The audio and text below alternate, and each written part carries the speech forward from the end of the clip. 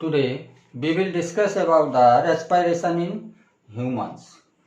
Respiration in humans, हमने general respiration अभी तक देखा था। अब हम स्पेशली ह्यूमन का रेस्पिरेशन देखेंगे। और ह्यूमन के रेस्पिरेटरी सिस्टम में जो प्राइमरी रेस्पिरेटरी ऑर्गन होता है, ये आप लोगों ने पढ़ रखा है कि ये लंग्स होते हैं।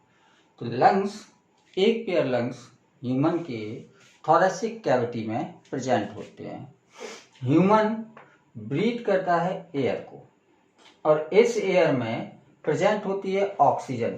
जनरली अगर हम एयर का कंपोजिशन देखें तो सबसे ज़्यादा नाइट्रोजन होती है अप्रॉक्स 78%, और ऑक्सीजन होती है इसमें 21%, और कार्बन डाइऑक्साइड का अमाउंट देखा तो ये लगभग होता है 0.04%, और बाकी इनर्ट गैसेस जो होती हैं इसमें ये होती हैं लगभग 1%।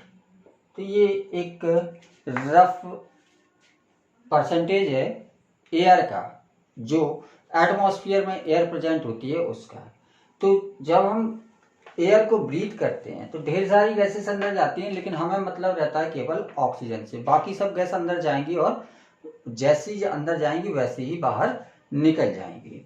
तो ह्यूमन ब्रीथ करता है एयर को, और ये एयर में ऑक्सीजन होती है। ऑक्सीजन अंदर जाके ब्लड के थ्रू ट्रांसपोर्ट कर दी जाएगी टू दी सेल, और सेल में पहुंचने के बाद ये ऑक्सीजन सेलुलर रेस्पिरेशन करेंगी।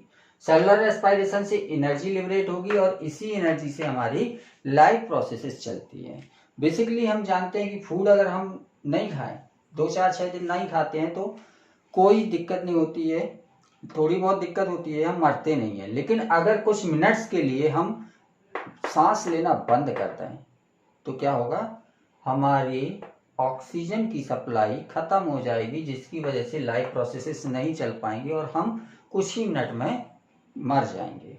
तो ऑक्सीजन बहुत जरूरी कंपोनेंट होता है एयर का।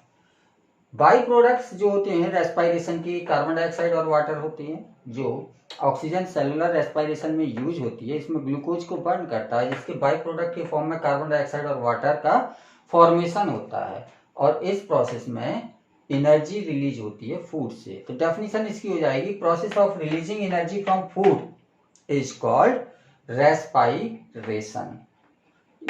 आगे हम डेफिनेशन में ये लाइन भी जोड़ सकते हैं कि इसमें कार्बन डाइऑक्साइड का रिलीज होता है, प्रोडक्शन होता है। ब्रीदिंग ऑर्गन्स लंग्स होते हैं, एक पेयर होते हैं, थोरेसिक कैविटी में प्रेजेंट होते हैं। इनका डिटेल अभी हम थोड़ी देर में देखेंगे। In breathing carbon dioxide and oxygen are exchange between the lungs and blood capillaries. जब ब्रीदिंग होती है तो लंग्स, और ये वाला स्ट्रक्चर देखें, ये लंग्स का टर्मिनल पोर्शन है, इसको हम बोलेंगे एल्वोलाई, और ये ब्लड कैपिलरीज हैं, ब्लड कैपिलरीज। तो एक्सचेंज होता है, ऑक्सीजन जाएगी एल्वोलाई से ब्लड कैपिलरीज में, और कार्बन डाइऑक्साइड आएगी ब्लड कैपिलरीज से लंग्स तक। तो एक्सचेंज होता है कार्बन डाइऑक्साइड और ऑक्सीजन का between lungs and blood capillaries. Breathing को अगर हम देखें तो टोटल रेस्पिरेशन को हम दो पार्ट में डिवाइड करते हैं, एक्सटर्नल रेस्पिरेशन और इंटरनल रेस्पिरेशन। एक्सटर्नल रेस्पिरेशन में ब्रीदिंग आती है, सांस लेना, हवा को अंदर ले जाना और हवा को बाहर निकालना, ये ब्रीदिंग कहलाती है। और जो इंटरनल रेस्पिरेशन होता है ये होता है सेलुलर रेस्पिरेशन, जिसमें ग्लूकोज का ब्रेक डाउन होता है। तो हम एक्सटर्नल रेस्पिरेशन या ब्रीदिंग की बात कर रहे हैं, तो ब्रीदिंग जो होता है ये 2 पार्ट में डिवाइड करते हैं। एक होता है इंस्पायरेशन या इनहेलेशन, जिसमें एयर को हम बॉडी के अंदर या लंग्स के अंदर ले जाते हैं। दूसरा होता है एक्सपायरेशन या एक्सहेलेशन, जिसमें एयर को बॉडी से बाहर निकालते हैं। अब मैकेनिज्म ऑफ ब्रीदिंग को अगर हम देखें तो मैकेनिज्म ऑफ ब्रीदिंग समझने के लिए हमें ये स्ट्रक्चर समझना पड़ेगा। इस स्ट्रक्चर में क्या है, ये नेजल कैविटी के एक्सटर्नल लेयर्स हैं, जिससे एयर जाएगी नेजल कैविटी में, नेजल के कैविटी से एयर जाएगी इनटू नेजल चैम्बर। और नेजल चैम्बर में बताया था आपको कि क्या होते हैं, टर्बाइनल बॉन्स होती है, बहुत ज्यादा मुड़ी हुई बॉन्ड होती है, जिसकी वजह से यहाँ पर काफी देर तक एयर रुकती है। यहाँ पर एयर रुकने से क्या फायदा होता है कि 3 प्रोसेस होती हैं। हम मुंह से भी सांस ले सकते हैं, लेकिन मुंह से सांस लेने में और नाक से सांस लेने में क्या अंतर होता है? क्यों कहा जाता है कि नाक से सांस लेना चाहिए? मुंह से अगर हम सांस लेते हैं तो एयर डायरेक्ट लंग्स में जाएगी, लेकिन अगर नाक से सांस ले रहे हैं तो यहाँ नेजल कैविटी में हेयर्स होंगे जो डस्ट पार्टिकल्स को ट्रैप कर लेगी, डस्ट पार्टिकल को ट्रैप कर लेगी और यहाँ से एयर फिल्टर हो जाएगी। डस्ट पार्टिकल ट्रैप हो जाएंगे तो एयर फिल्टर हो जाएंगे। और जब ये नेजल चैम्बर में काफी देर तक रहेगी टर्बाइनल बॉन्ड की वजह से, तो क्या होगा, यहाँ पर म्यूकस ग्लैंड्स भी प्रेजेंट होती हैं इसकी म्यूकोसा में, जो म्यूकस का सिक्रीशन करती रहती है। म्यूकस का मेजर कंपोनेंट जो होता है ये वाटर होता है। तो अगर एयर जिसमें मॉइस्चर कम है उस एयर को हम अंदर ले जा रहे हैं तो उसकी मॉइस्चर को बढ़ा देगा, एयर के मॉइस्चर को बढ़ा देगा। और साथ में अगर एयर बाहर की गर्म है या ठंडी है तो उसको बॉडी के टेम्परेचर के बराबर ला देगा, क्योंकि लंग्स बहुत डेलिकेट ऑर्गन है। अगर ड्राई एयर इसके अंदर पहुंची या फिर हॉट या कोल्ड एयर इसके अंदर पहुंची तो लंग्स डैमेज हो सकते हैं। तो 3 काम होते हैं नाक से सांस लेने में, 3 फायदे होते हैं। एक तो डस्ट पार्टिकल बैक्टीरिया वगैरह ट्रैप हो जाते हैं, दूसरा मॉइस्चर एयर का प्रॉपर हो जाएगा और तीसरा टेम्परेचर बॉडी के सुटेबल हो जाएगा। तो ये 3 फायदे होते हैं, इसलिए बोला जाता है कि नाक से सांस लेना चाहिए, मुंह से सांस नहीं लेना चाहिए। एयर नेजल चैम्बर से पास होकर जाएगी फेरिंग्स में और फेरिंग्स से ये ग्लॉटिस के थ्रू इंटर कर जाएगी इनटू विंड पाइप, और इस विंड पाइप को हम ट्रैकिया भी बोलते हैं। इस ट्रैकिया का ऊपर का पोर्शन कुछ फूला हुआ होता है जिसको हम लैरिंग्स बोलते हैं। ये लैरिंग्स का पोर्शन है और इस लैरिंग्स के नीचे ये ट्यूब लाइक स्ट्रक्चर जो है ये ट्रैकिया कहलाता है। और इस ट्रैकिया में कार्टिलेज की रिंग्स प्रेजेंट होती हैं। कार्टिलेज की रिंग्स इस तरह से होती हैं, जैसे ये ट्रैकिया है तो ये इस तरह से सी शेप, पूरा कवर नहीं होता है, कुछ हिस्सा छूटा हुआ होता है, बाकी हिस्से में ये ऐसे कवर किया रहता है, इस तरह से सी शेप्ड होता है। तो सी शेप ट्रैकियल रिंग होती हैं जो कार्टिलेज की बनी होती है। इससे क्या होता है, ट्रैकिया जब एयर नहीं होगी ट्रैकिया के अंदर तो ये चिपक नहीं पाएगी आपस में, तो ट्रैकिया की कोलैप्सिंग को रोकता है ट्रैकियल रिंग्स। ये ट्रैकियल रिंग्स आगे भी कंटिन्यू होती हैं।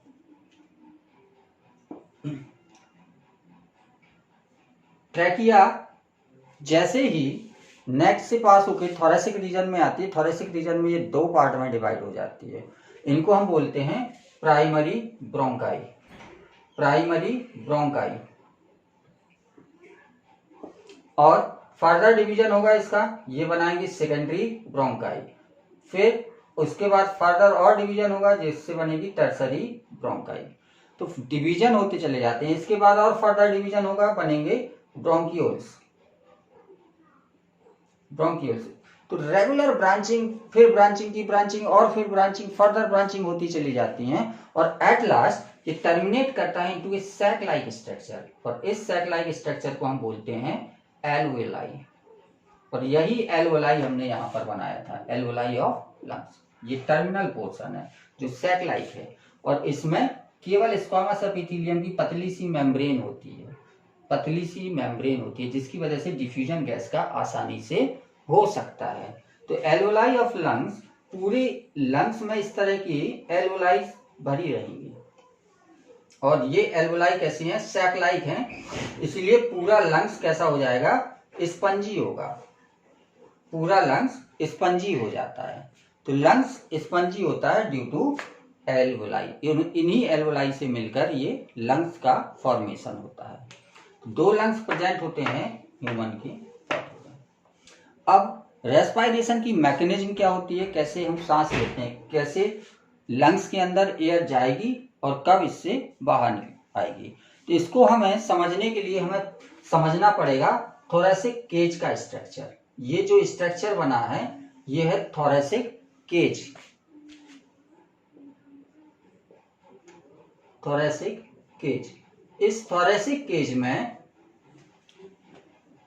इस थोरेसिक केज का फॉर्मेशन अगर हम अपने डॉर्सल साइड में जाएं पीछे की ओर, तो यहाँ पर ये रीढ़ की हड्डी होती है, रीढ़ की हड्डी जो कि वर्टिब्रल कॉलम कहलाती है और वर्टिब्री से मिलकर बनी हुई होती है।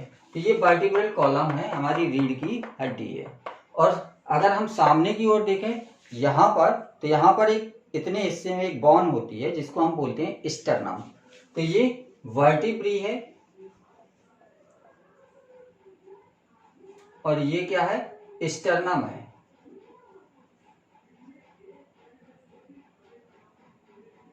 ये स्टर्नम है। तो ये वर्टिब्री पीछे की ओर होती है डॉर्सल साइड में, और स्टर्नम वेंट्रल साइड में या आगे की ओर होती है। और अगर हम लेटरल साइड से देखें तो दोनों तरफ से इस तरह से रिब्स आती हैं, जो वर्टिब्रल कॉलम से स्टार्ट होती हैं और स्टर्नम में आके जुड़ती हैं। रिब्स 12 पेयर रिब्स होती हैं, जिसमें 7 ऐसी होती हैं जो स्टर्नम से जुड़ी होती हैं, 3 ऐसी होती हैं जो लास्ट 7th वाले वर्टिब्री से जुड़ी होती हैं, 2 इस तरह से फ्लोटिंग होती हैं। 12 पेयर ऑफ रिब्स होती हैं। 12 इस तरफ से आएंगी और 12 इस तरफ से आएंगी। तो क्या हो गया, एक पिंजरा लाइक स्ट्रक्चर हो गया। लेकिन अभी ये ऊपर से खुला है और नीचे से खुला है, साथ में रिब्स के बीच में भी स्पेस है। तो इनको फिल कैसे करते हैं कि जो रिब्स हैं इनके बीच में मसल्स प्रेजेंट होती हैं, तो ये स्पेस बंद हो गया। ऊपर नेक का बेस होता है, गर्दन का बेस होगा, इस गर्दन के बेस से ये ऊपर से बंद हो जाएगा। और नीचे से यहाँ पर एक डोम शेप डायफ्राम होता है, गुंबद की तरह, जैसे मंदिर या मस्जिद की गुंबद होती है, डोम होती है, उसकी तरह से इस तरह से यहाँ पर थोरेसिक कैविटी और एब्डोमिनल कैविटी के बीच में क्या होगा, डायाफ्राम प्रेजेंट होगा। तो अब ये पिंजरा पूरा बंद हो गया। तो इस पिंजरे के बंद होने की वजह से हम कह सकते हैं कि एयर का लीकेज इसमें नहीं होगा। और जो लंग्स होते हैं, इन लंग्स के ऊपर प्लूरल मेम्ब्रेन प्रेजेंट होती हैं। प्लूरल मेम्ब्रेन प्रेजेंट होती हैं। ये डबल मेम्ब्रेन होती हैं, 2 दोहरी मेम्ब्रेन होती है और दोनों के बीच में लिक्विड भरा रहता है। ये लिक्विड हेल्प करता है, अगर लंग्स में कोई जर्क लग जाता है तो इस लिक्विड की वजह से मैकेनिकल जर्क लंग्स तक नहीं पहुंच पाता। लंग्स का प्रोटेक्शन, लंग्स बहुत डेलिकेट ऑर्गन है, बहुत सॉफ्ट ऑर्गन है, तो इसको बचाना पड़ता है। तो बचाने के लिए क्या है, बाहर तो पहले तो रिब्स हैं, उसके अंदर क्या है, प्लूरल मेम्ब्रेन है 2, जिनके बीच में पानी भरा हुआ है। इसको हम ऐसे समझ सकते हैं कि अगर हम हाथ को ऐसे रख के जोर से घमूसा मारें तो हमें लग जाएगा, नीचे सरफेस पर हाथ रखें और उस पर घमूसा मारने लग जाएगा। लेकिन अगर हम गुब्बारे में पानी भर के हाथ के ऊपर रख लें फिर मारें तो क्या हमारे हाथ को चोट लगेगी, नहीं लगेगी। तो ये मैकेनिकल इंजरी जो आती है, इसको एब्जॉर्ब करने की कैपेसिटी होती है लिक्विड वाटर में या लिक्विड में, तो ये मैकेनिकल इंजरी को रोकता है। और ये प्लूरल मेम्ब्रेन जो होती है, ये थोरेसिक कैविटी की जो वॉल है, इस कैविटी की जो वॉल है उससे चिपका हुआ रहता है, जिसकी वजह से अगर थोरेसिक कैविटी फूलती है तो लंग्स भी फूलेंगे, थोरेसिक कैविटी पिचकती है तो लंग्स भी पिचकेंगे। अब फंक्शन कैसे होता है, जब हमें इंस्पायरेशन करना होता है, एयर को अंदर ले जाना होता है, तो उस समय क्या होता है, ये मसल्स जो होती हैं इनमें से एक मसल होती है एक्सटर्नल इंटरकॉस्टल मसल। ये एक्सटर्नल इंटरकॉस्टल मसल कॉन्ट्रैक्ट करेगी, कॉन्ट्रैक्ट करती है जब ये, तो क्या होता है, जो रिब्स इस तरह से पड़ी हुई है ये बाहर की ओर इस तरह से मूव कर जाती है, तो थोरेसिक कैविटी का वॉल्यूम बढ़ गया। इसके साथ साथ दूसरा प्रोसेस और होता है, ये डायफ्राम जो डोम शेप्ड था ये फ्लैट हो जाता है। तो पहले ऐसे था फिर ऐसे हो गया, तो ये वॉल्यूम बढ़ गया। ठीक, ऐसे से ऐसे होने पर ये वॉल्यूम बढ़ेगा। तो 2 कारण से, एक तो एक्सटर्नल इंटरकॉस्टल मसल जो रिब्स के बीच की मसल है इनमें कॉन्ट्रैक्शन होगा जिसकी वजह से रिब्स बाहर की ओर आ जाएंगी, और दूसरा डायफ्राम डोम शेप था वो फ्लैट हो गया जिसकी वजह से वॉल्यूम बढ़ गया। तो जब वॉल्यूम बढ़ेगा, और आपने अभी बताया आपको कि लंग्स थोरेसिक कैविटी की वॉल से चिपके हुए होते हैं, तो लंग्स का वॉल्यूम भी बढ़ेगा। जब वॉल्यूम बढ़ता है तो प्रेशर कम होता है, volume is inversely proportional to pressure. तो लंग्स का वॉल्यूम बढ़ा, प्रेशर कम हुआ, बाहर एयर का प्रेशर ज्यादा है, अंदर कम हो गया, तो एयर बाहर से अंदर चली जाएगी। ये प्रोसेस कहलाएगी इंस्पायरेशन की, और ये एक्टिव प्रोसेस है क्योंकि इसमें मसल कॉन्ट्रैक्ट कर रही है।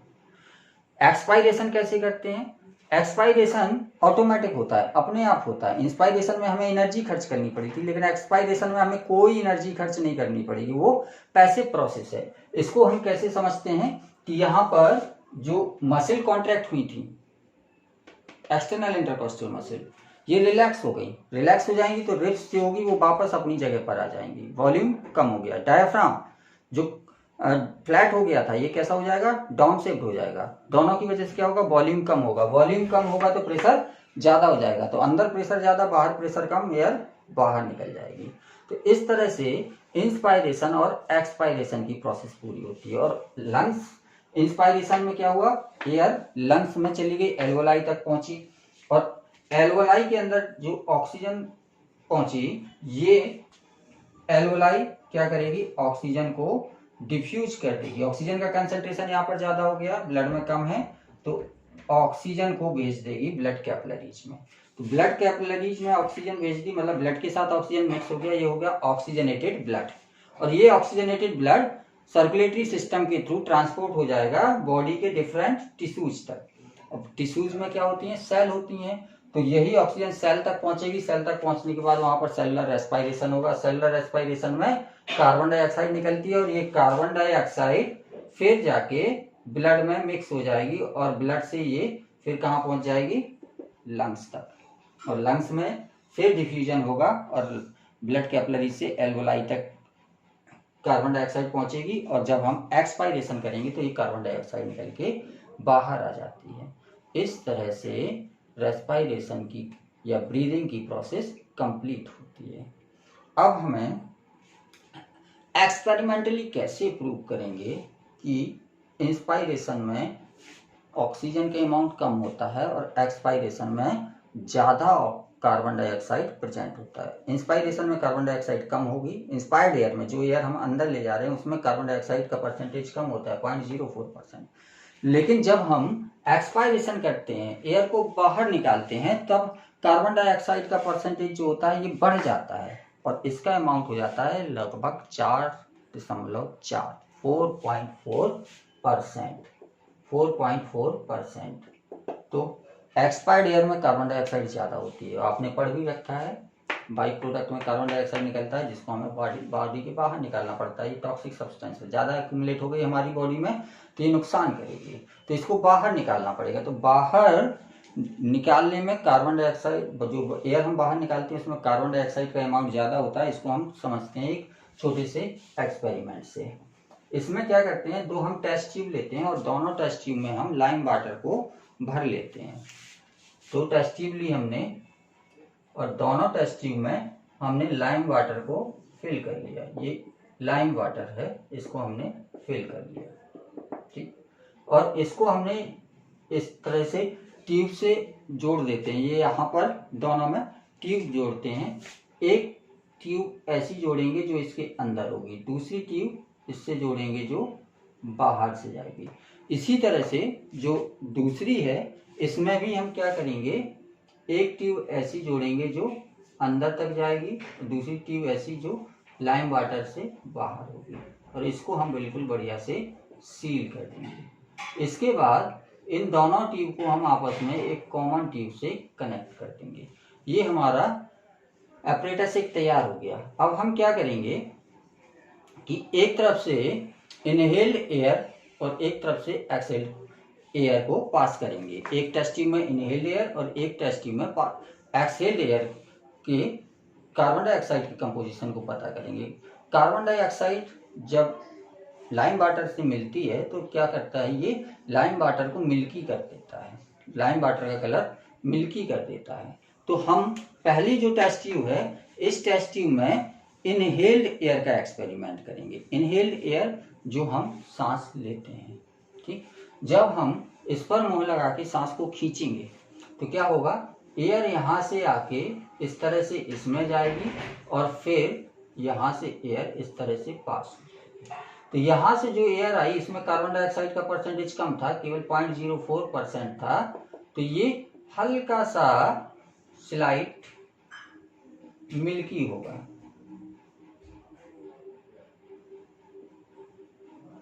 स्लाइटली मिल्की होगा। लेकिन अगर हम एक्सहेल्ड एयर की बात करें, जो हवा हम बाहर निकाल रहे हैं, तो हम क्या करेंगे, अब यहाँ पर मुंह लगा के फूंक मारेंगे, ठीक। जब फूंक मारेंगे तो क्या होगा, एयर पहले यहाँ जाएगी, उसके बाद यहाँ से निकल के बाहर चली जाएगी। तो क्या होगा, जो इसमें कार्बन डाइऑक्साइड था ये 4.4% मिक्स हुआ, तो इसका कलर हम देखते हैं कि मोर मिल्की हो गया, ज़्यादा मिल्की हो गया। तो मतलब एक्सहेल्ड एयर में ज़्यादा कार्बन डाइऑक्साइड थी और इनहेल्ड एयर में कम कार्बन डाइऑक्साइड थी। इस तरह से हम इस एक्सपेरिमेंट से प्रूव करते हैं कि रेस्पायरेशन जो होता है इनहेल्ड एयर, और रेस्पायरेशन में जो इनहेल्ड एयर होती है उसमें कार्बन डाइऑक्साइड कम होती है और एक्सहेल्ड एयर में कार्बन डाइऑक्साइड ज़्यादा होती है। रेट ऑफ ब्रीदिंग की बात करें हम, तो रेट ऑफ ब्रीदिंग जो होता है ये 15 to 18 होता है पर मिनट, 15 to 18 पर मिनट। और रेट जो ब्रीदिंग का रेट होता है ये टाइम टू टाइम वेरी बदल सकता है। हम आराम से लेटे हुए हैं तो ब्रीदिंग रेट कम हो जाएगा, और अगर हम कोई फिजिकल एक्टिविटी कर रहे हैं जैसे दौड़ रहे हैं या कोई एक्सरसाइज कर रहे हैं तो उस समय क्या होता है, जो ब्रीदिंग का रेट होता है ये बढ़ जाता है, फिर 16 से भी ऊपर चला जाएगा, 16 पर मिनट से भी ऊपर चला जाएगा।